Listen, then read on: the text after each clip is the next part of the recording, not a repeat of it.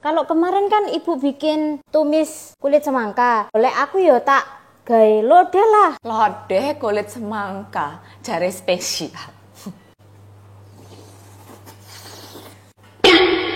Kita chopper bumbunya ya guys. Potongnya jol kandel-kandel ya guys. Kita tumis udangnya dulu ya setengah matang. Kita tumis bumbunya ya. Masukkan kulit semangka. Kemudian tumis. Kemudian tambahkan air. Kemudian tambahkan udang. Terus telur buyuh. Masukkan santan ya. Bu, ini loh lodeh dari kulit semangka yang spesial daripada oseng kulit semangka buatan ibu kemarin loh.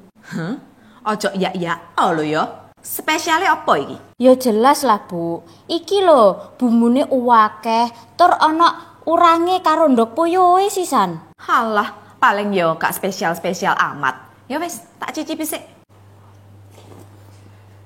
Duh, kok enak ngene, Dit? Ini nggak kalah loh sama lodeh-lodeh Manisa itu. Tahu nggak bu, ini modalnya berapa? Modalnya itu cuma 20.000. Ini bisa buat makan serumah loh bu. Lah semongko ya, Dit? Oh tenang bu, ibu kan sudah ngajari saya apa-apa itu memanfaatkan tetangga. Memang nggak salah didikan Lady Boss.